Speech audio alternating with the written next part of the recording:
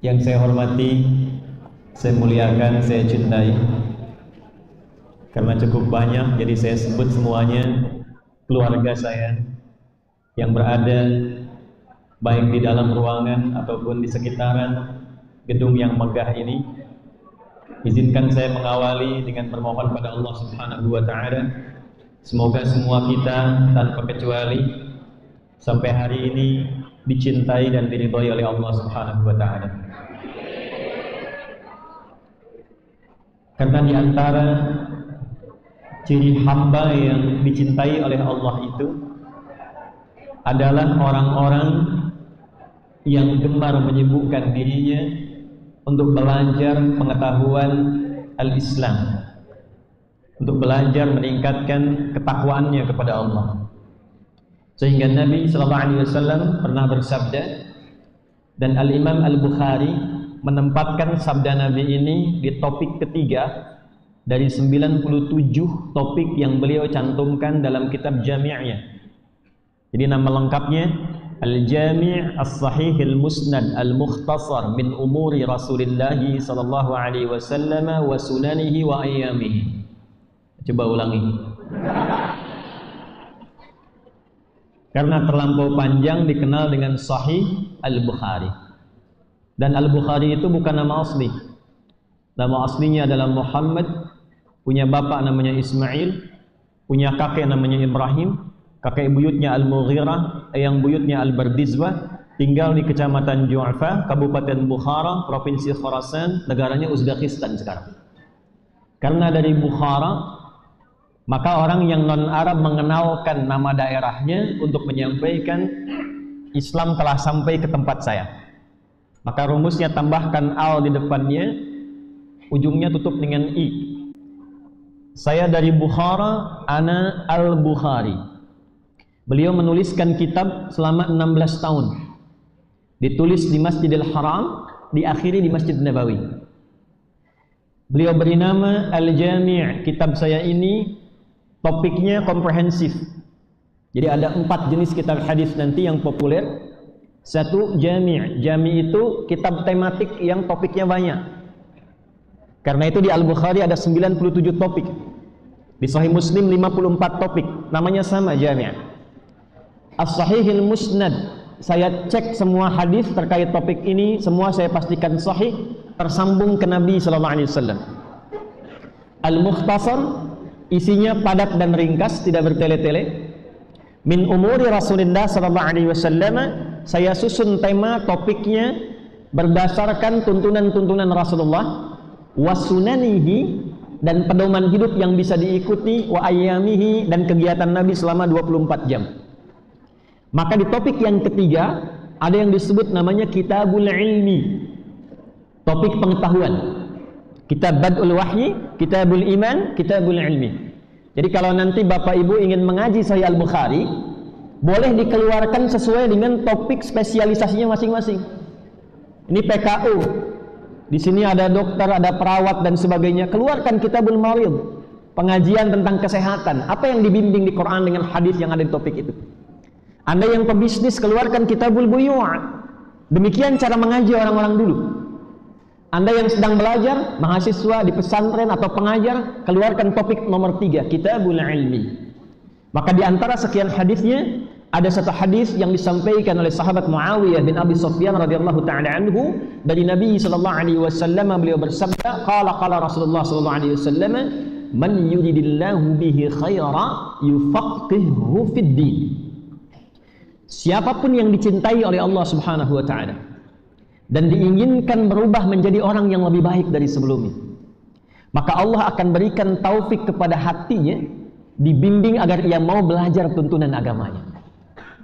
Jadi ketika ada hamba Allah, dari manapun dia berasal, dimanapun dia bertempat tinggal, karena sifatnya menggunakan man, ismun mausulun yadullu ala fardiyatil ammiyah. Paham? Tidak. Man itu konjungsi kata sambung menunjuk pada objek, sifatnya personal. Jadi bisa laki-laki, perempuan, tua, muda. Kalau ada kata man, posisikan ayat atau hadis itu untuk kita. Jadi kata para ulama, kalau ada hadis Nabi menggunakan man, itu rasakan seakan Rasulullah itu berbicara kepada kita secara personal. Alhamdulillah. Man yuridillahu bihi khaira. Kalau kita artikan bebasnya begini, Nabi bicara ke kita, kamu mau nggak jadi orang lebih baik? Kalau engkau diinginkan oleh Allah jadi baik, yufaqihu fid din, maka engkau akan dibimbing oleh Allah untuk belajar tentang tuntunan agamamu. Karena itulah berbahagialah Bapak Ibu sekalian, orang-orang yang mendapatkan dalam hatinya dorongan dari Allah yang menggerakkan dia untuk datang mau belajar, maka berbahagialah, maka dia masuk dalam golongan yang dikelompokkan oleh Nabi sallallahu alaihi wasallam, golongan yang diinginkan oleh Allah berubah menjadi orang baik. Tidak cukup dengan amin, kita belajar dulu nanti ya.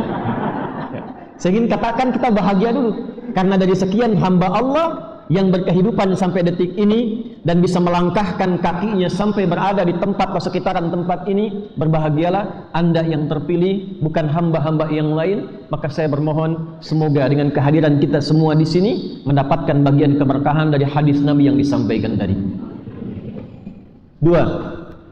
Saya yakin tidak semua berasal dari Gamping. Yang paling jauh dari mana? Pekanbaru, Masya Allah. Ya, dari NTB, Masya Allah. Medan, Kendal, Sulawesi. Perhatikan, Lampung, Bandung. Sudah turun. Saya jawab dengan satu hadis Ibnu Majah, nomor hadis 232 dari sahabat Abu Darda radhiyallahu taala anhu, dari Nabi sallallahu alaihi wasallam, dari Nabi Muhammad sallallahu alaihi wasallam bin Abdullah bin Abdul Muttalib bin Hashim bin Abdul Manaf bin Qusay bin Murrah bin Kilab bin Ka'ab bin Ghalib bin Fihr bin Malik bin Nadar bin Kinana bin Khuzaimah bin Mudrika bin Ilyas bin Nizar bin Mudar bin Ma'ad bin Adnan bin Adri bin Adri bin Muqawwam bin Nahur bin Tarikh bin Ya'rub bin Yasjub bin Nabit bin Ismail alaihi salam bin Ibrahim alaihi salam bin Azar atau bin Nahur bin Abir bin Kinan bin Arfakhshad bin Sam bin Nuh alaihi salam bin Mihlail Matushalah bin Kinan bin Anwas bin Thith bin Adam alaihi salam.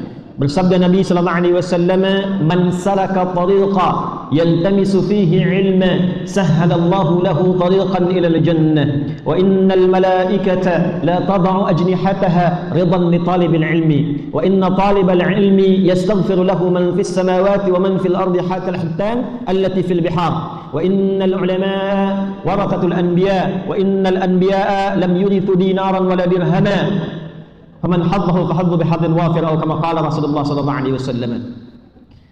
Siapapun yang melangkahkan kakinya berangkat dari tempat dia berdomisili dengan tujuan untuk belajar agamanya, walaupun satu ayat saja, satu hadis saja, maka setiap tapak kaki yang ia Allah perintahkan malaikat membentangkan sayapnya dan memberikan ridha kepadanya. Ridhanya malaikat maknanya dua, Bu, maknanya dua.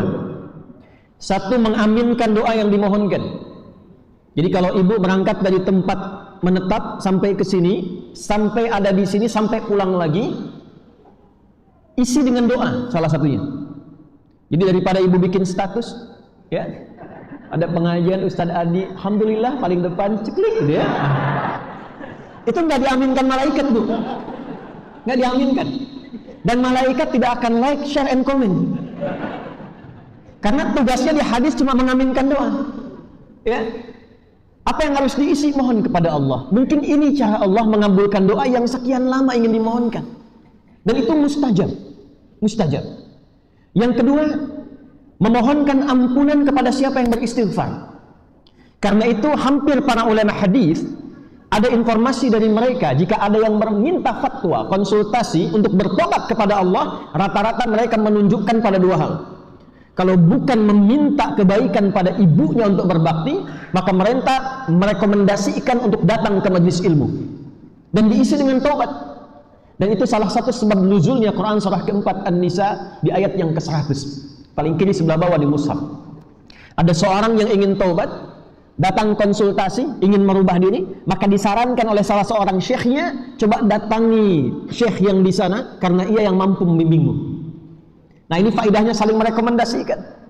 Jadi kalau ada yang datang belajar kepada Anda ahli hadis, dia ingin belajar Quran, Anda bukan pakarnya, rekomendasikan. Jangan buka Google langsung ngajari, tidak. Rekomendasikan kepada yang pakar. Begitu berangkat orang ini, di tengah jalan dia meninggal.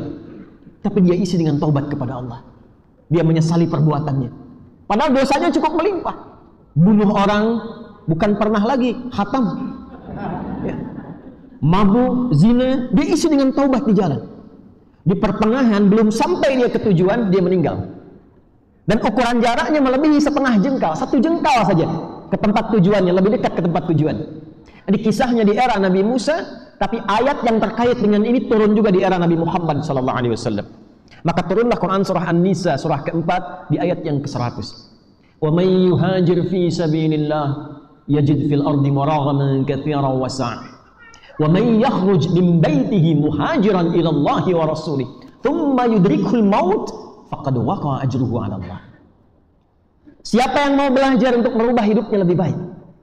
Jadi belajar agama itu yang pertama cirinya itu bukan ilmunya dulu, tapi dampaknya pada perubahan perilaku. Sekarang kita masuk ke inti materinya. Ini tadi baru mukadimah ini, kita belum mulai ya. Ya, saya boleh berdiri ya? Alhamdulillah. Pelan-pelan. Jadi kalau kita ingin datang ke tempat belajar dimanapun, oleh Quran tempatnya disifati dengan majlis namanya. Apa namanya? Jamaknya majalis. Quran surah ke-58 ayat 11. Ya ayyuhalladzina amanu. Hai semua orang yang telah menyatakan beriman. Ada beda antara man dengan alladzina. Kalau saya detilkan begini. Ini saya sedikit tuliskan supaya mudah untuk dilihat. Maaf, ini belakang kelihatan? Bagus. Jumat itu memang beda berkah. Jadi belum saya tulis sudah kelihatan. Dan cuma di sini, luar biasa. Kelihatan? Ya ayyuhalladzina amanu. Perhatikan baik-baik. Ini ayat tentang majelis, Quran surah 58 ayat 11. Dibukanya dengan kata iman, diawali alladzina, kemudian dipanggilnya dengan ya dan ayyuha. Saya agak cepat sekali ya, mohon izin karena waktunya terbatas. Ya disebutkan 361 kali dalam Al-Quran, ayyuha 150 kali, alladzina 1080 kali. Ya, ini harfun nida, huruf panggilan, memanggil yang dekat, menengah dan jauh.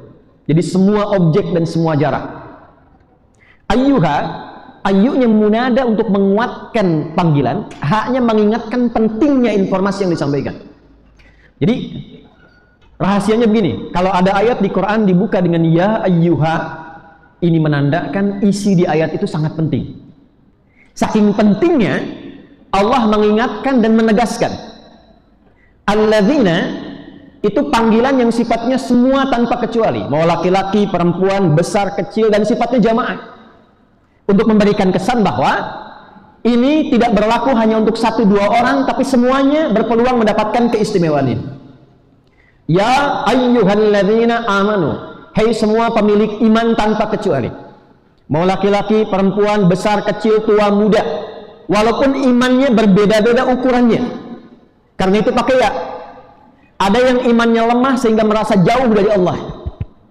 Ada yang imannya tengah-tengah standar dan dia merasa biasa-biasa saja. Nanti saya berikan ukurannya. Ada yang merasa imannya sangat kuat sehingga merasa dekat dengan Allah. Contoh gampang cara mengukur iman, rumusnya Quran surah ke-8 ayat kedua. Innamal mu'minuna alladzina idza dzukirallahu wajilat qulubuhum. Cara mengukur iman itu kata Allah gampang. Kalau disebutkan nama Allah, maka akan ada getaran di hatinya. Semakin kuat getarannya, semakin cepat dia merespon, ini menunjukkan semakin tinggi dan kuat imannya. Nah kita sehari itu dipanggil 5 kali oleh Allah. Dipanggil 5 kali untuk mengingatkan masih ada iman nggak? Karena nanti kata Nabi, ada yang pagi dia beriman, sorenya hilang imannya. Yusbihu mu'mina wa yumsi kafira. Maka diperdengarkan di telinga kita setiap hari dalam pergantian waktu. 5 kali ganti waktu, subuh, ke siang, ke zuhur, ke sore, ke asar, menjelang malam maghrib sampai ke isya malam. Telinga bahasa Arabnya udhun, jamaknya disebut dengan adzan. Maka diperdengarkan lewat adzan kalimat pertama, Allahu Akbar, Allah. Perhatikan baik-baik. Kira-kira kalau adzan itu panggilan apa? Salat. sekaligus panggilan iman. Karena sholat di Quran disebut juga dengan nama iman. Quran surah kedua ayat 143. Wa ma kana Allahu liyudhi'a imanakum. Sholat itu namanya iman. Karena saat seseorang sholat dia sedang membuktikan keimanannya. Karena itu kata Nabi, bedanya orang beriman dengan yang belum beriman, lihat dalam sholatnya. Nah, panggilan sholat terkait dengan waktu sholat itu pun dilekatkan dengan kata iman. Quran surah keempat ayat 103, lihat ujungnya. Innas sholata kanat 'alal mu'minina kitaban mawquta. Bahasa bebasnya, orang beriman itu pasti tahu waktu sholat. Contoh, tadi subuh jam berapa? Ya, beriman gak nih? Hah? 4:38 4:35. Ada perbedaan pendapat tentang waktu sholat subuh. Ini menunjukkan wilayahnya beda-beda. Dah, kita ambil 4:38. Allahu Akbar, Allahu Akbar. 4:38 dipanggil. Lalu Anda bangun pas waktu azan, Anda katakan, ya Allah azan, siap-siap Anda berwudu dan siap-siap menunaikan sholat. Saat dipanggil, saat itu Anda merespon. Ini menunjukkan iman Anda standar.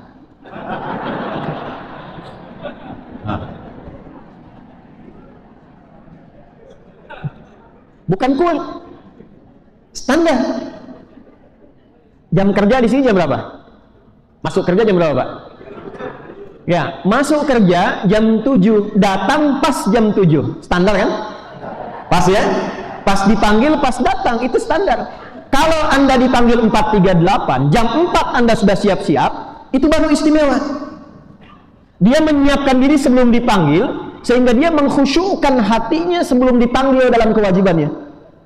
Nah, itu istimewa namanya. Dipanggil jam 4:38, dia bangun dari jam 3. Dia bangun setengah 4, dia bangun dari jam 4. Dia siapkan dirinya supaya saat Allah panggil, dia sudah siap. Itu istimewa. Nah, itulah yang disebut dengan ya. Ada yang imannya kuat sebelum dipanggil sudah siap-siap.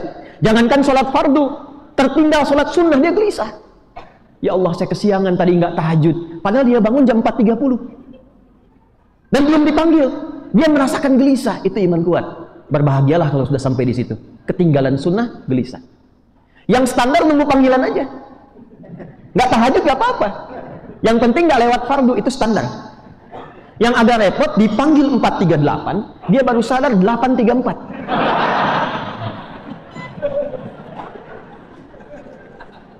Nah, itu yang dimaksud dengan iman lemah, ya. Jelas? Nanti rumus ini bisa dipakai dalam puasa. Saya kembalikan ke majelis ilmu dulu. Perhatikan baik-baik. Dalam hal pengetahuan, Allah nggak ingin bedakan. Ya ayyuhalladzina amanu, idza qila lakum tafassahu fil majalis. Kata Allah, hei semua yang beriman, walaupun iman kalian beda-beda tingkatannya, aku tidak peduli. Aku berikan semua rahmatku kepada semuanya. Jika engkau mampu mengamalkan satu yang aku berikan ini, aku jadikan yang merasa jauh menjadi kuat imannya dan mendekat. Yang menengah semakin lebih kuat, dan yang dekat semakin lebih meningkat kembali. Apa amalannya? Idza qila lakum tafassahu fil majalis. Kalau di-share kepada Anda, disampaikan info atau sedang di dalam ruangan, disebutkan, luaskan majlis-majlis. Amalannya menghadiri majlis ilmu. Karena itu datang ke majlis ilmu itu menarik. Jangankan yang subuhnya pas, yang telat subuh aja datang. Jangankan yang rajin baca Quran, yang jarang baca Quran itu bisa datang.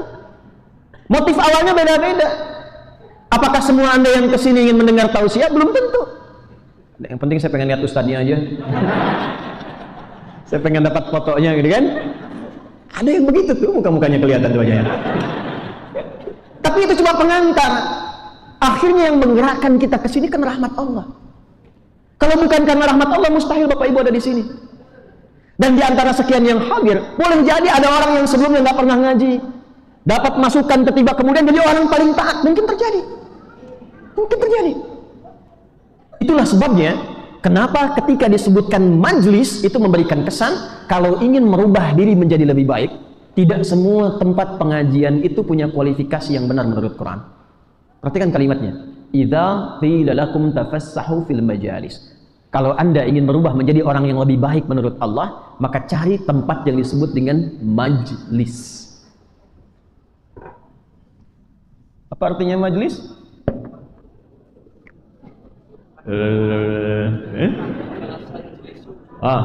Dari kata apa? Oke, apa artinya jalasa? Duduk. Nah, itu masih standar. Ya?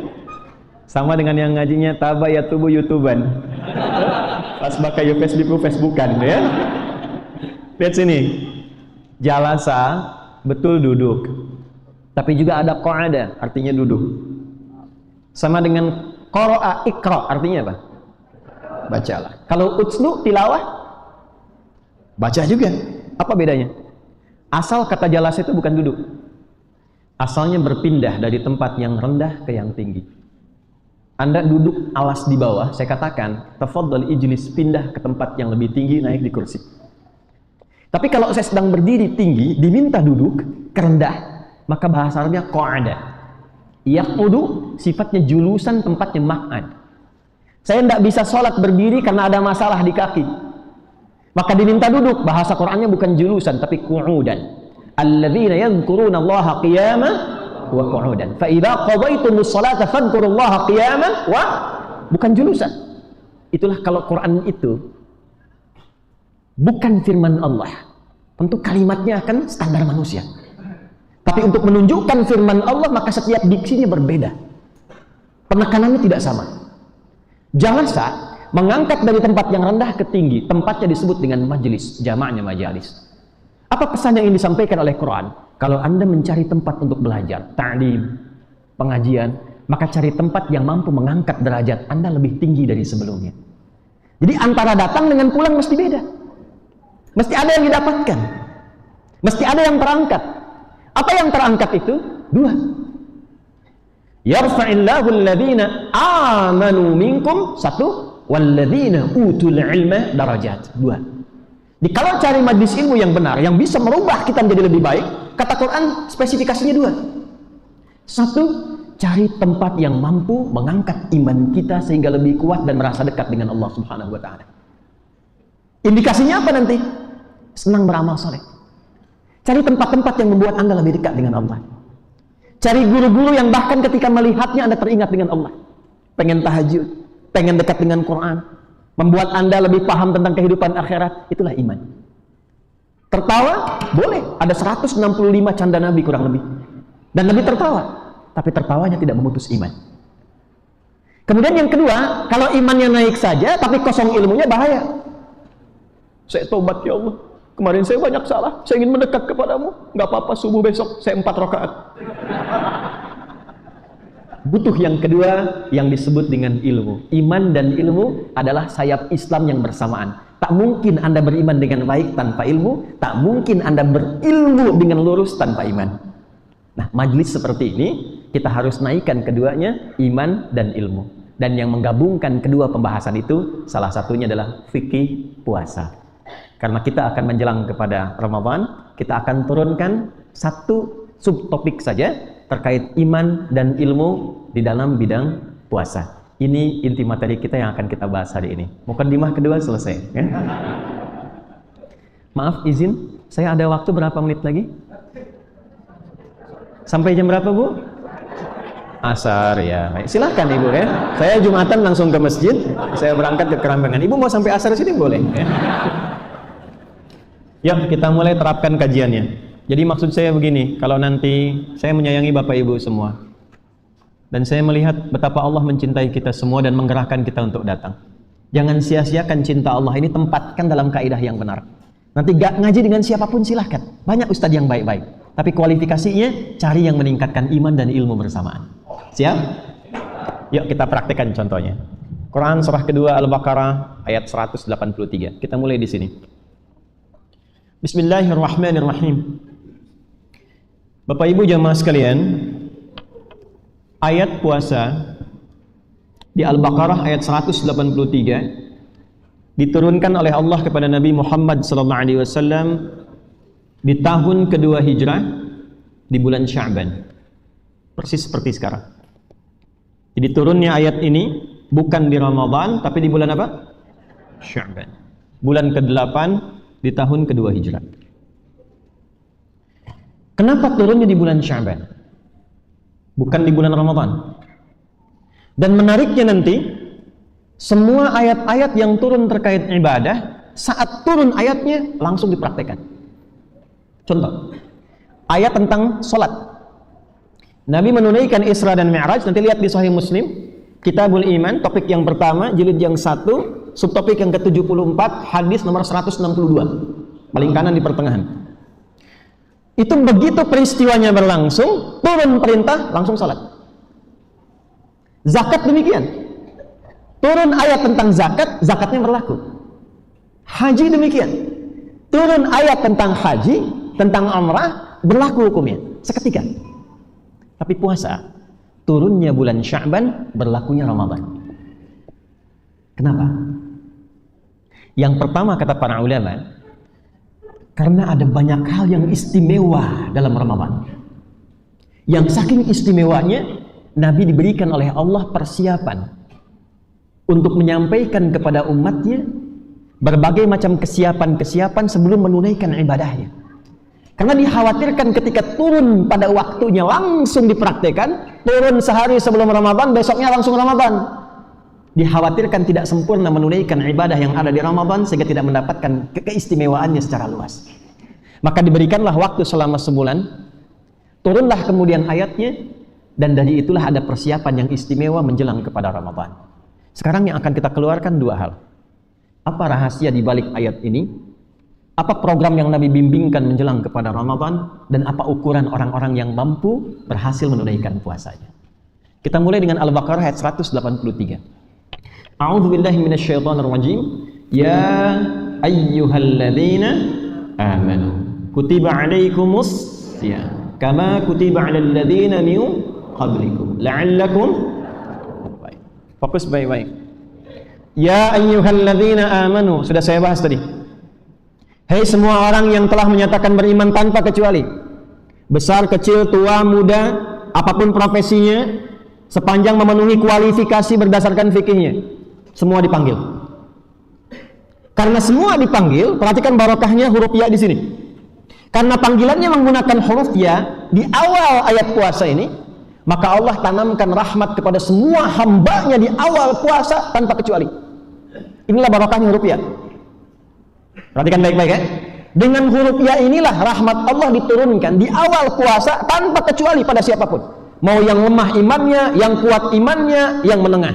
Karena itu Bapak Ibu bisa lihat ya, di masjid-masjid manapun, mau di Gamping, Kerembangan, di Bantul, di Kendal, Semarang, NTB, sampai kemanapun tadi itu, lihat malam pertama puasa, hakul yakin saya katakan, semuanya akan penuh.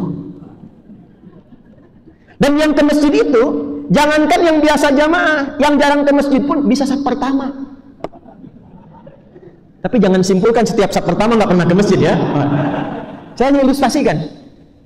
Yang jarang pegang Al-Quran pun bisa tadarusan, bisa khafaman. Itu malam pertama bisa penuh. Itulah barokahnya huruf ya. Tapi kalau kita nggak belajar pedoman Nabi yang oleh beliau diajarkan di bulan Sya'ban sebelum Ramadan, itu belum tentu rahmat yang diberikan di awal itu bisa dipegang terus sampai akhir Ramadan. Padahal rahmat Ramadan itu bukan di awal saja. Hadis yang mengatakan awwaluhu rahmah, awsatuhu maghfirah, akhiruhu itqa minan nar, itu hadisnya hadis maudhu, hadis palsu. Tapi maknanya dikumpulkan menjadi benar. Rahmat itu dari awal sampai akhir. Kalau tidak belajar program Nabi motivasi dari awal, maka besar kemungkinan saat akan maju Ramadannya terus bergerak ke tengah, maka pertengahan Ramadan bisa terjadi kemajuan. Apalagi yang di Muhammadiyah tuh, gerakan Islam berkemajuan. Safnya maju ke depan. Tadi dari yang 20 saf maju 15. 10 hari lagi harusnya i'tikaf, maju 10 saf. Padahal di awal Ramadan menggunakan ya ayyuhalladzina amanu, tapi tidak diteruskan kajian ayatnya, berhenti di sini. Teruskan. Kutiba alaikumus, diwajibkan bagi kalian menunaikan apa? Perhatikan baik-baik. Ada asyam, ada as-saum. Ada siam, ada saum. Saum artinya apa? Puasa. Siam artinya apa? Puasa.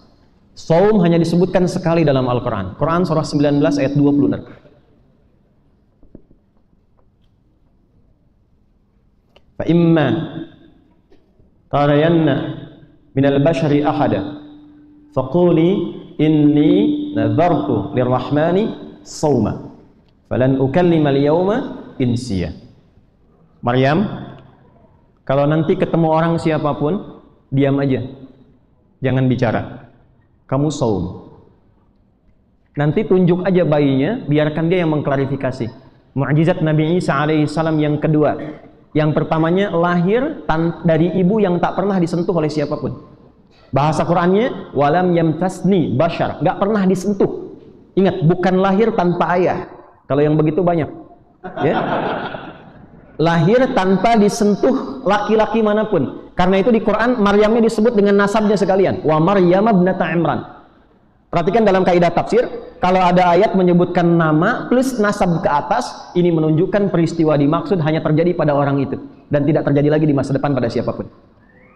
Tapi kalau disebutkan inisial, jabatan atau kedudukan seperti Firaun, Abu Lahab, maka sifat-sifatnya akan terjadi lagi di masa depan dengan tokoh yang berbeda tapi karakternya serupa.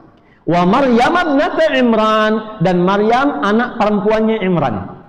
Jelas? Perhatikan baik-baik. Balik. Maryam, tunjuk anakmu, mukjizat keduanya dia akan klarifikasi dengan lisannya sendiri untuk membebaskan tuduhan pada ibunya. Mukjizat pertama lahir dari ibu yang tak pernah disentuh oleh laki-laki manapun. Yang kedua dia mengklarifikasi dengan lisannya sejak dalam buayan. Tapi poinnya adalah Maryam saum. Saumnya jangan bicara, tahan. Tapi masih makan. Karena ayat sebelumnya fakuli washrabi, silahkan makan dan minum. Jadi beliau masih makan, masih minum, tapi saumnya nggak bicara. Jadi kalau disebutkan saum itu maknanya masih umum. Apa saja, mau nggak makan nggak minum dari mulai subuh sampai maghrib, saum. Saya mau tahan nggak bicara seharian, saum. Bapak pulang ke rumah, saya mau saum, nggak mau bicara sama ibu. Pulang istri nyambut, assalamualaikum. Kok nggak jawab? Kok nggak mau bicara? Saum. Saum apa? Nggak mau bicara dulu. Itu bicara, contoh. Itu saum.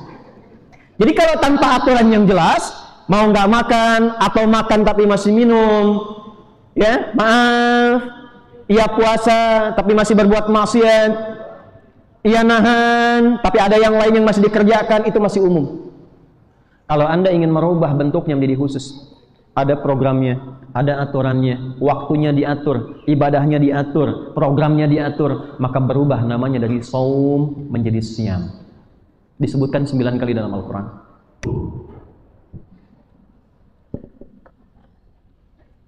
Kalau Anda ingin khususkan waktunya di yang ini nih, bukan yang lain, Ramadan saja bukan yang lain, maka tambahkan alif lam di depannya menjadi asyam. Asyam, bukan asyap. Asyam. Asyam.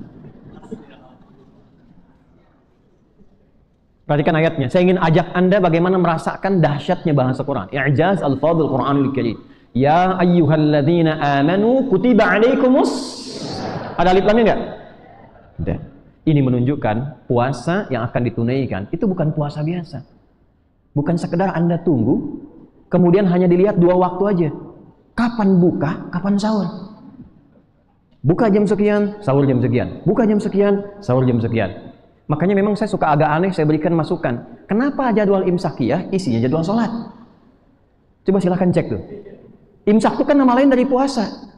Seharusnya kalau jadwal imsak, itu artinya jadwal puasa, programnya apa saja. Sehingga ketika melihat jadwal imsak, yang dilihat cuma 2 kan?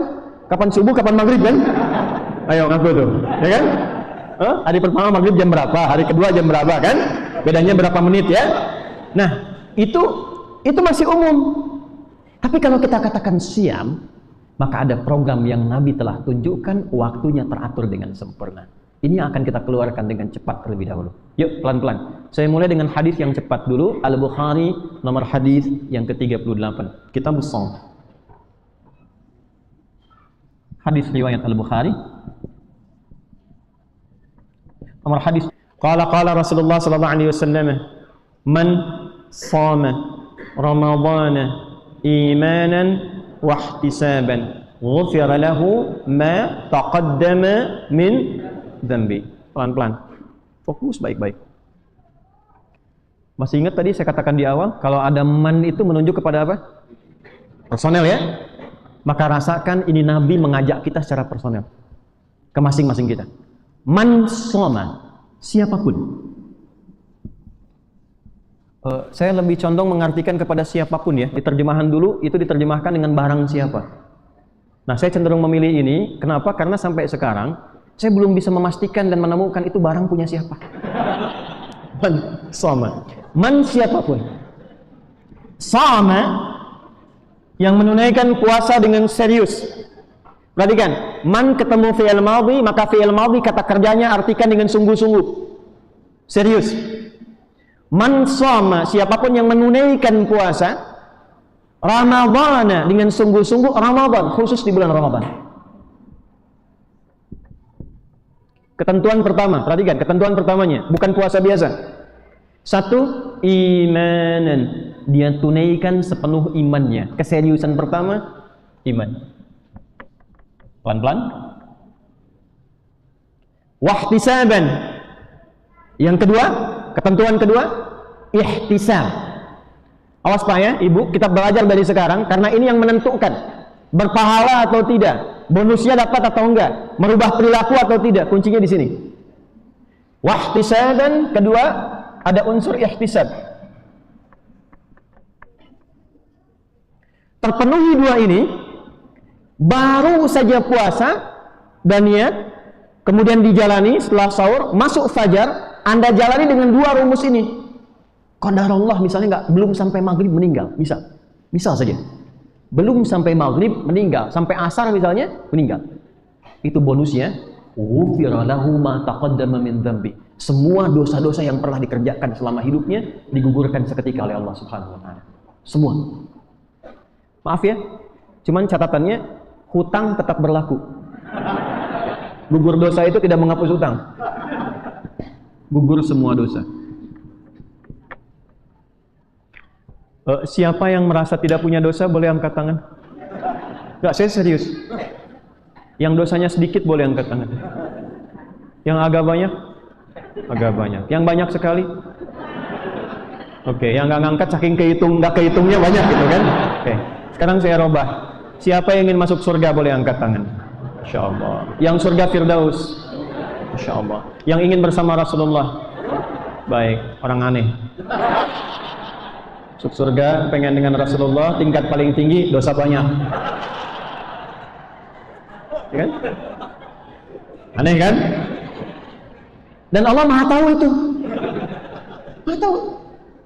Karena itu, dengan sifat Rahman dan Rahimnya, itu ada nanti, ada yang harian, ada yang setiap malam, ada yang setiap pekan seperti Jumat, ada yang bulanan, ada yang tahunan. Yang tahunan ini mengakumulasi semua ibadah dari yang harian, pekanan, bulanan, diakumulasikan dalam puasa, dalam siang. Maka Allah berkenan ketika masuk Ramadan, dosa-dosa yang banyak itu seketika digugurkan. Ini bukan main-main. Maaf ya, nanti menentukannya saat sakaratul maut. Dan semua pasti akan menghadapi itu. Ghufira lahu ma taqaddama min dzambi. Kata Nabi, ma itu untuk semua dosanya berpotensi diampuni. Syaratnya dua. Satu, perhatikan baik-baik. Imanan. Apa? Saya tuliskan bahasa Arab ya. Imanan. Iman di dalam Quran seringkali mengawali amal soleh. Karena konsepnya begitu. Quran surah 103, wal 'asr innal insana lafi illa alladziina, iman dulu, wa 'amilus shalihat. Al-Baqarah ayat 3, kita mau salat. Sebelum salat, alladziina yu'minuna bil ghaib wa yuqimunas, puasa sama. Ya ayyuhalladzina amanu, iman dulu baru kutiba 'alaikumus. Perhatikan, apa yang dimaksud iman di sini? Apa yang dimaksud iman di sini? Kembalikan ke hadis Nabi Muhammad SAW, riwayat Al-Bukhari, kitab Bad'ul Wahyi, nomor hadis yang pertama dari Umar bin Khattab radhiyallahu taala. Perhatikan baik-baik. Sebelum sampai ke sana, saya tanya sebentar. Iman itu tempatnya di mana? Di lisan, di pikiran, atau di hati? Baik. Saya ulangi, jawab yang keras. Di lisan, di pikiran, atau di hati? Nah, semua yang tempatnya di hati itu itu butuh pembuktian. Jelas? Semua yang tempatnya di hati itu butuh pembuktian. Nah, iman itu perkara hati. Artinya keyakinan tanpa ragu yang dilakukan karena Allah. Awas, jangan diputus kalimatnya. Keyakinan tanpa ragu yang dilakukan karena Allah. Karena ada orang yakinnya bukan tanpa Allah, ada. Jangan dikira ada orang yakin tanpa Allah. Ya, ada. Ada yang yakin karena Allah, ada yang yakinnya bukan karena Allah. Maaf. Begitu Anda melihat orangnya, oh, ini orangnya baik nih. Itu pasti tuh jalan tuh jadi bagus. Anda yakin jalan bagus karena melihat track record orangnya. Jelas? Saya yakin nih, tarawehnya akan bagus nih, enak. Kenapa? Karena imamnya. Saya yakin nyaman di sini tarawehnya, sampai puasa sampai sahurnya. Kenapa? Karena suplai makanannya cukup. Nah, ketika kita akan membuktikan semua ibadah itu kita yakin dikerjakan karena Allah, perkaranya dalam iman di hati kita, maka namanya dalam hadis disebut dengan niat. Apa namanya? Kembalikan ke hadis yang tadi saya sebutkan, Al-Bukhari nomor hadis yang pertama. Qala Rasulullah sallallahu alaihi wasallam, "Innamal a'malu binniyat wa innama likulli imri'in ma nawa." Diturunkan ke sini. Innamal a'malu, sungguh seluruh perbuatan yang kita kerjakan itu hanya akan dinilai. Saya ulang. Terjemahkan kalau ada kata innama, adatul hasri, terjemahkannya dengan hanya. Contoh, zakat dikeluarkan pada berapa golongan? 8. Boleh di luar 8 nggak? Tidak, karena ayatnya dibuka dengan innama. Quran surah 9 ayat 60. Innamas shadaqatu, zakat hanya boleh dikeluarkan pada golongan berikut. Innamal a'malu, semua pekerjaan kita itu hanya akan dinilai oleh Allah.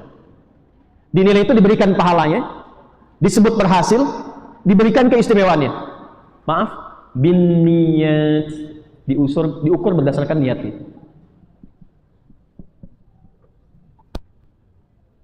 Niat tempatnya di mana?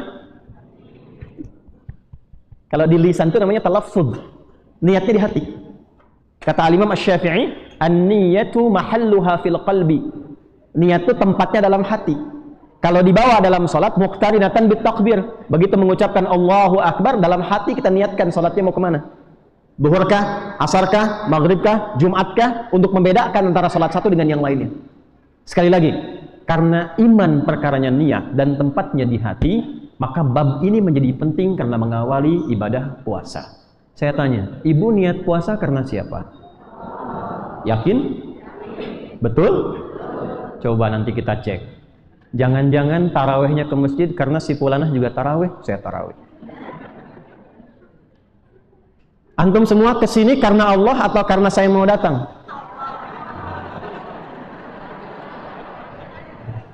Oh kan? Ayo, jadi mengecil suaranya tuh. Ya. Nanti hadir taraweh itu karena kultumnya Ustadz Fulan atau karena memang mau taraweh? Tipis tuh. Tipis. Sama, apakah puasanya karena si Fulan puasa, saya puasa? Karena Ramadan saya puasa? Satu poinnya, kalau disebutkan iman, maka dari sekarang kita olah, niatkan semua ibadah kita dalam Ramadan, semua. Karena kalimatnya soma Ramadan, bukan hanya satu ibadah saja. Semua ibadah yang kita kerjakan dalam Ramadan, tujukan ke satu titik. Untuk siapa? Oke. Satu. Sudah. Apa cirinya orang meniatkan ibadahnya karena Allah? Apa cirinya? Hah? Baik, yuk kita turunkan pelan-pelan. Maaf ya, ini babnya agak panjang. Ibu bapak sekalian, kalau ada undangan dari pimpinan, misal presiden mengundang nih ke istana, pakai pakaian bagus gak?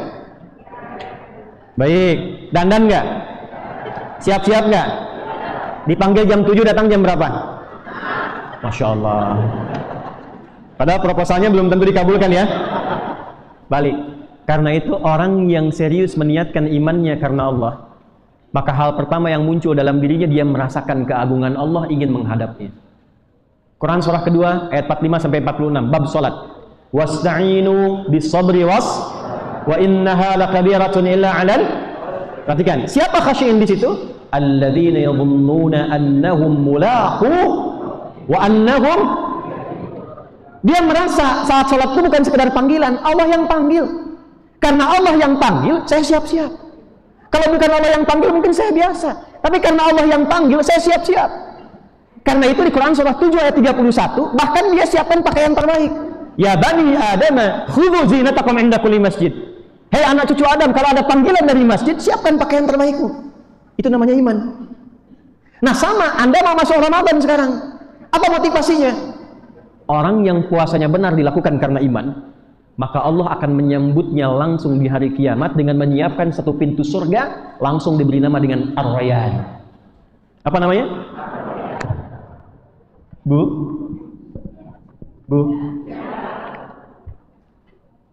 Motivasi terbaik untuk menjadikan ini dilakukan karena Allah, tempatkan. Saya pengen pulang, disiapkan oleh Allah satu tempat istimewa lewat pintunya, pintu Ar-Rayyan. Maka orang-orang yang meniatkan dirinya dengan baik untuk puasa, sebelum puasa dia sudah siapkan dari sekarang. Diatur programnya. Apa yang diatur? Masuk pada yang kedua. Nah ini titik poinnya. Saya akan berhenti di sini, nanti kita ada waktu sedikit untuk dialog. Bagaimana menunjukkan kita bisa mengatur dengan baik supaya sempurna menunaikan Ramadan? Maka yang keduanya, wahtisaban. Ini dia. Saya hapus jenak ya. Jazakallahu khair. Masya Allah. Alhamdulillah. Enggak apa-apa, enggak apa-apa. Biasa. Ya, biasa. Ya.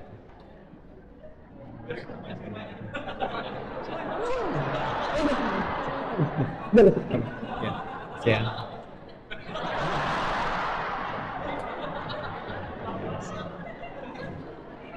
Semoga Allah memuliakan.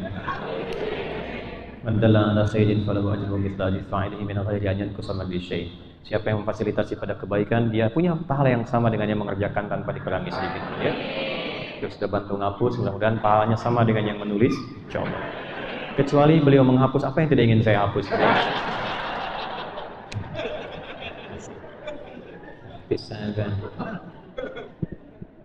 Bismillah.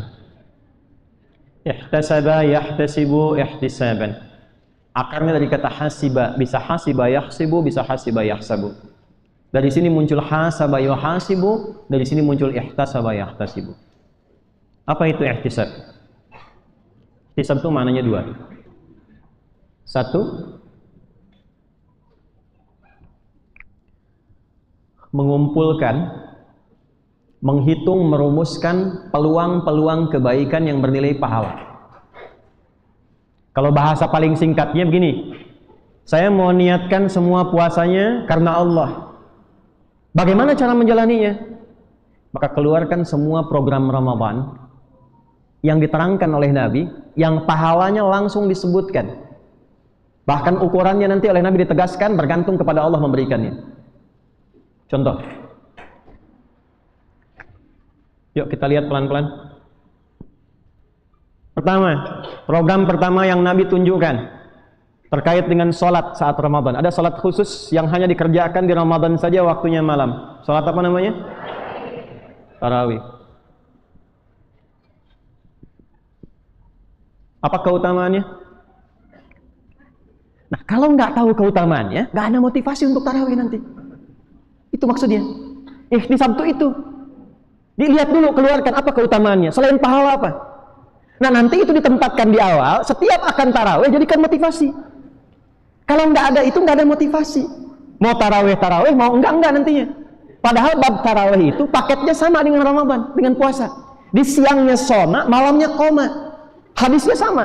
Yang bawah man soma Ramadana, siang imanan wahtisaban. Yang malam man qoma Ramadana, imanan wahtisaban. Perhatikan baik-baik. Pertama, orang yang mengerjakan tarawih dengan benar dan dia memohon ampunan kepada Allah di sela-sela dia sholat itu, jeda dia selesai, dia minta ampun, itu berpotensi digugurkan semua kesalahannya tanpa kecuali. Dan itu doanya langsung ditalkinkan, diijazahkan oleh Nabi di lisan Sayyidah Aisyah. Hadis sahih radhiyallahu ta'ala anha. Perhatikan baik-baik ya. Nanti saya turunkan tentang cara tarawihnya. Perhatikan kalimat doanya, Anda boleh ikuti. Allahumma innaka afuwun tuhibbul afwa fa'fu anni. Itu doa yang langsung diajarkan di lisan Nabi kepada Sayyidah Aisyah radhiyallahu taala. Dan kalau bisa dilakukan dengan benar, dengan makna tarawih, itu seketika diampuni semua dosa yang pernah dikerjakan sampai malam itu. Sampai malam itu. Ya Allah, sungguh Engkau mencintai semua sifat-sifat kemaafan. Sedangkan hamba-Mu ini mengakui banyak salahnya. Maka dengan semua sifat mulia pemaaf-Mu itu mohon maafkan dan ampuni hamba. Dan itu Anda lakukan saat Anda jeda di rakaat yang Anda salam dalam tarawih. Mau 4-4-3, mau 2-2-2 ujungnya 1, mau 11 rakaat, mau 23 rakaat. Setiap jeda Anda salam, Anda ucapkan itu, tapi Anda benar menunaikan tarawih. Bukan sekedar sholat. Karena di hadis lain Nabi mengatakan begini, maaf, di Ibnu Majah, nomor hadis 2610. Perhatikan kalimatnya. Rubba qa'imin laisa lahu min qiyamihi illa sahar. Ada orang yang pengennya menunaikan tarawih tapi nggak ada nilainya di sisi Allah kecuali lelah berdiri begadang saja. Pertama, apa nama salatnya tadi? Bukan. Nah, ini persoalannya. Nabi tidak pernah menyebut tarawih. Bukan. Dan nggak usah maksa. Oke. Satu, man qama ramadhana, qama yaqumu bisa qiyam, ini sifatnya. Nanti penunaiannya disebut dengan aqama yuqimu iqamatan. Kalau disebutkan qiyam, itu menunjuk pada kesempurnaan rukunnya. Harus benar dari awal, bahkan dari wudu. Hadis Muslim, nomor hadis 379. Ada seorang bernama, hadisnya dari Abu Hurairah, meriwayatkan seorang bernama Khalad bin Rafi Az-Zuraiqi datang kepada Nabi di Masjid Nabawi, dia salat dulu. Begitu selesai salat, salam kanan dan kiri, thumma atan Nabiy sallallahu alaihi wasallam.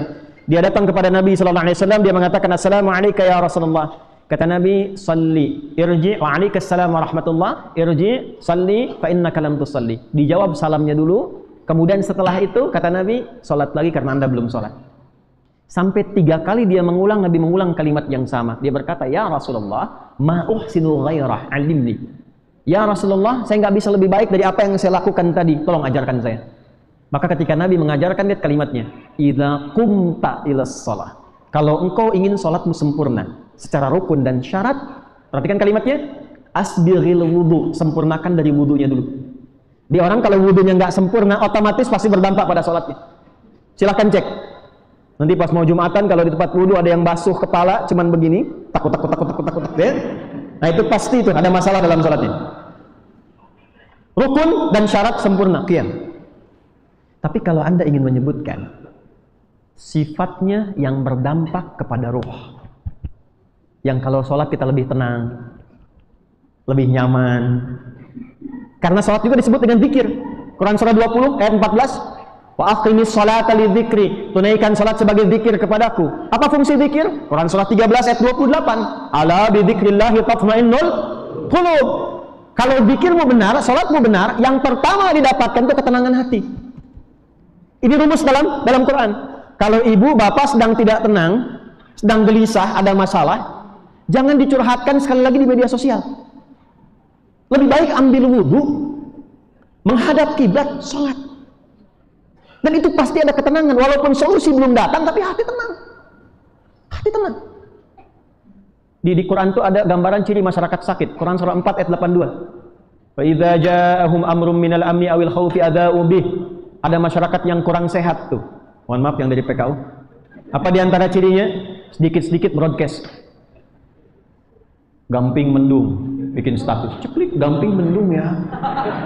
Kulon Progo ada penyempitan, macet parah loh, gitu ya. Semua. Nah, itu kurang sehat. Kalau ada masalah, sholat. Apa fungsi sholat? Yang pertama itu dampaknya ketenangan hati, jiwa. Nah, tenang bahasa Qur'annya itu menggunakan kata itma'anna yatma'innu. Sifatnya tumanina. Makanya kata Nabi, Anda ruku sampai merasakan tumanina. Maksudnya tenang. Jangan langsung bangun. Turunkan, darah mengalir, tenang hati. sesuatu yang berdampak kepada jiwa, ruh, ada ketenangan, bahasa Arabnya disebut dengan tarwihah. Jamaknya disebut dengan tarawih. Di tarawih itu sebetulnya bukan nama sholatnya, tapi nama sifat sholatnya. Maka orang-orang yang ingin mendapatkan ampunan dari Allah, dia siapkan program untuk Ramadan, maka sifat sholat malamnya itu mesti tarawih. Para ulama mempopulerkan namanya dengan tarawih, menunjukkan sifatnya. Karena khawatir ada orang sholat di malam itu nggak dapat apa-apa. Naik turun, naik turun, naik turun. Maka dari sekarang siapkan, cari imam-imam yang bacaannya menenangkan. Tunaikan dengan tenang setiap rakaatnya. Yang 11 aja 1 jam, kenapa yang 2-3 jadi 7 menit? Allahu Akbar, Allahu Akbar, Allahu Akbar, Allahu Akbar. Nah itu secara fikih para ulama siapapun ditanya itu bukan tarawih namanya. Jadi begitu Anda 2 rakaat misalnya, kemudian salam, fokus, ada dampak ketenangan pada jiwa, saat itulah minta. Ghufira lahu ma taqaddama min dhanbi. Oke, pelan-pelan. Berapa rakaat jumlahnya? Yang 11 angkat tangan. 11-nya 4-4-3 atau 2-2-2-1? 4-3-2-2-1. Baik. Ada yang selain 11? Ada. Yang 23 angkat tangan. Baik. Yang 39. Kenapa ketawa? Huh? Baik. Pertanyaan saya, tahu dari mana? Gitu. Salat malam targetnya itu asalnya bukan jumlah rakaatnya, tapi targetnya tarawihnya. Ini bagian terakhir, perhatikan baik-baik. Berapa jumlah rakaatnya? Hadis pertama dari Ibnu Umar radhiyallahu taala anhuma, hadis Muslim nomor hadis 729. Rawinya Ibnu Umar radhiyallahu taala anhuma, Abdullah bin Umar Ibnu Khattab radhiyallahu taala anhuma. Qala Rasulullah sallallahu alaihi wasallam. Perhatikan baik-baik. Ini hadis dasarnya. Salatul laili mathna mathna. Kalau Anda ingin menunaikan salat malam termasuk tarawih ini, maka rumus dasarnya paling sedikit lakukan 2, kemudian 2. Dan datanglah pengingat.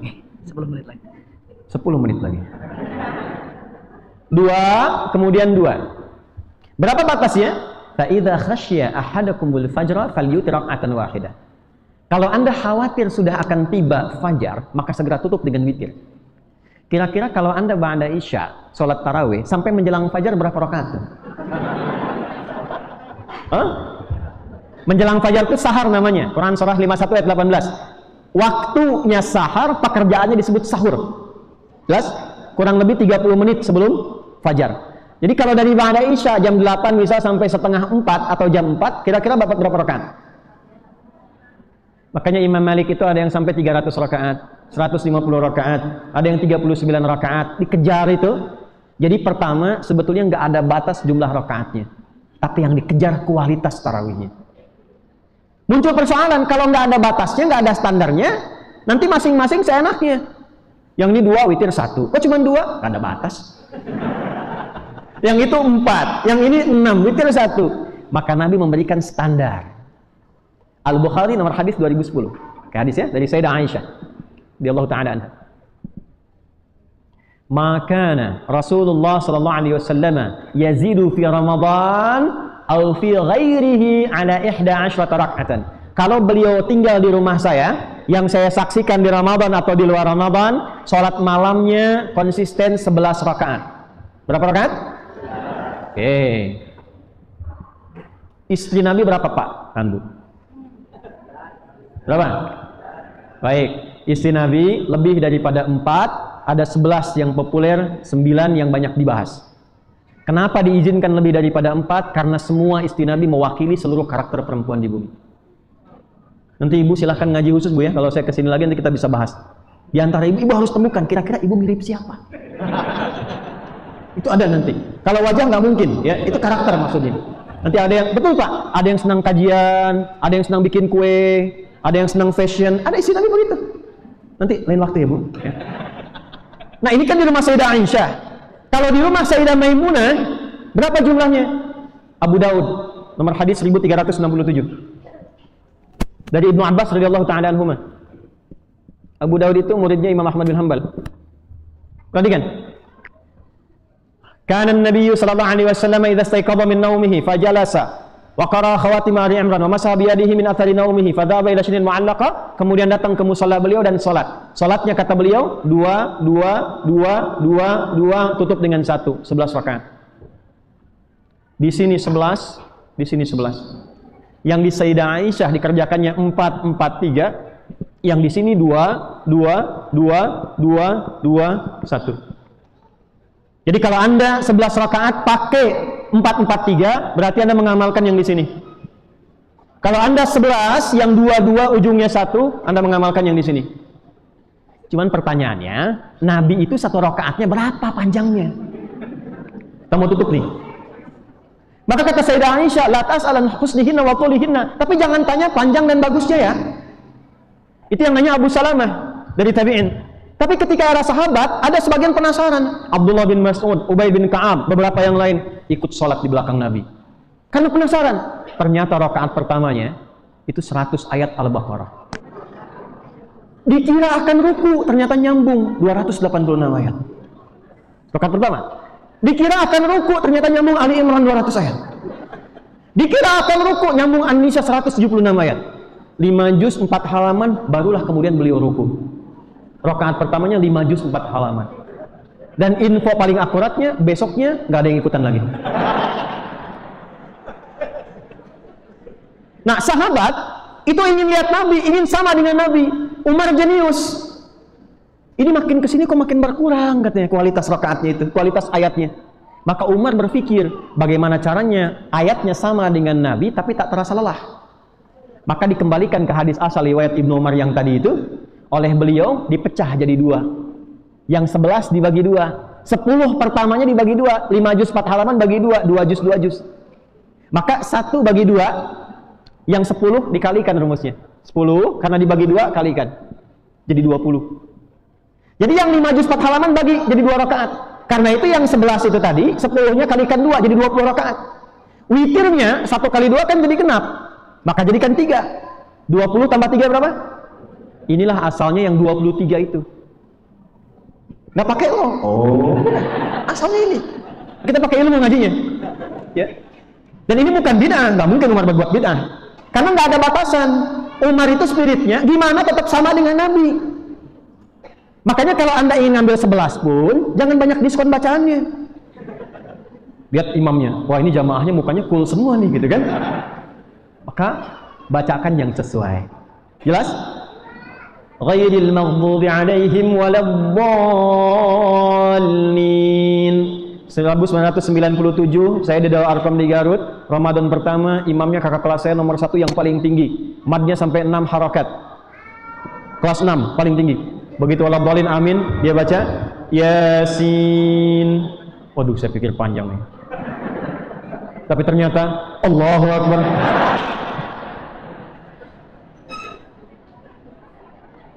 Dah, kita ini waktunya tinggal 3 menit menuju ke Jumat. Mungkin tidak sampai juga untuk kita diskusi. Saya agak cepat, lihat sini. 1, belum tentu Ramadan akan tiba lagi. Maka jadikan Ramadan yang tahun ini sebagai Ramadan yang mungkin terakhir untuk kita semua. Niatkan dengan ikhlas. Siapkan program untuk Ramadannya. Ilmunya dipelajari dari sekarang, supaya saat masuk Ramadan sibuk dengan ibadah dan kita tidak banyak lagi berdebat tentang praktek cara menunaikannya. Saya cepat. Program Nabi itu ada 4, 5 kesempurnaannya. 1, sholat. Keluarkan semua jenis sholat yang pernah diajarkan Nabi. Kalau bisa yang 40 Bu, Pak. 17 rakaatnya yang fardu, 12 rakaat rawatib, malamnya 11. 11 tambah 17 tambah dengan 12, 40. 2, amalan Quran. Dari sekarang rencanakan Bu, Pak. Mau khatam berapa kali? Mau kajian surat apa? Mau menghafal berapa juz? Siapkan dari sekarang. 3, amalan harta. Mau berbagi bagaimana? Disiapkan sekarang. Amalan selama Ramadan. Itu dilipat gandakannya. Hari biasa 700 kali lipat. Di Ramadan paling rendah kalikan 10 kali lipat lagi. Jangan lihat banyaknya, lihat imannya. Misal, saya punya anggaran 100.000, gak apa-apa, tiap hari bagikan. Beli misalnya apa saja yang bisa dibagi, walaupun cuma 1, walaupun cuma misalnya botol minuman dan sebagainya. 3. Keempat, banyak berbuat baik. Tingkatkan sedekah. Sedekah itu nggak harus harta. Ya, maaf sekali, sambung hubungan silaturahim dengan baik. Jangan-jangan Anda sholatnya bagus dengan orang tua belum baik. Dengan adik kakak, dengan tetangga ada yang belum selesai. Selesaikan saat Ramadan. Karena hadis tentang Ramadan bersambung dengan sholawat, bersambung dengan bakti pada orang tua. Saya tutup Al-Mustadrak riwayat Hakim An-Naisaburi dari Nabi sallallahu alaihi wasallam. Perhatikan kalimatnya. Raghima anfu rajulin liman adraka ramadhana falam yughfar lahu. Faqala Nabi sallallahu alaihi wasallam amin. Qala Jibril alaihi salam raghima anfu rajulin liman dzukirta indahu falam yusalli alaik. Faqala Nabi sallallahu alaihi wasallam amin. Faqala Jibril alaihi salam raghima anfu rajulin liman yudrik abawaihi al-kibar falam yudkhilal jannah. Celaka seseorang jauh dari Allah, jauh dari rahmat Allah, orang yang mendapati Ramadan tapi enggak diampuni dosanya. Kata Nabi, amin. Celaka seseorang jauh dari rahmat Allah yang dia disebutkan nama Nabi tapi enggak mau bersalawat. Kata Nabi, amin. Celaka seseorang jauh dari rahmat Allah, orang yang masih mendapati orang tuanya tapi tak mampu berbakti kepada keduanya sehingga mampu masukkannya ke surga. Maka yang keempat, bangun hubungan baik dengan sesama, dan yang kelima, yang terakhir, selalu jaga ketaatan kita kepada Allah. Saya tutup. Saya menyadari saya mencintai Anda semua karena Allah. Dan Anda pun kesini pasti ingin mendapatkan sesuatu yang lebih baik. Jaga amanah saya ini, karena belum tentu saya bisa kesini dalam setiap kesempatan. Sekarang eranya tidak mudah. Para ulama menyifati kalau ada era seperti sekarang, asal mampu satu hal saja, kita akan terjaga sampai dengan wafat husnul khatimah. Jaga diri dari maksiat. Dari ujung kepala sampai ujung kaki. Jaga diri dari maksiat. Kalau terbayang ingin berbuat maksiat, rasakan mungkin akan wafat di saat itu. Semoga Allah muliakan kita semua. Semoga Allah jaga diri kita. Dan mohon izin kita teruskan untuk menunaikan ibadah salat Jumat. Insya Allah kita sambung ke Kerembangan. Nanti di sana saya akan perbanyak dialog untuk kita bisa berdiskusi. Insya Allah. Kita akhiri dengan doa kafaratul majlis. Subhanakallahumma rabbana wa bihamdika asyhadu an la ilaha illa anta nastaghfiruka wa natubu ilaik. Wa akhiru da'wana alhamdulillahi rabbil alamin. Assalamualaikum warahmatullahi wabarakatuh.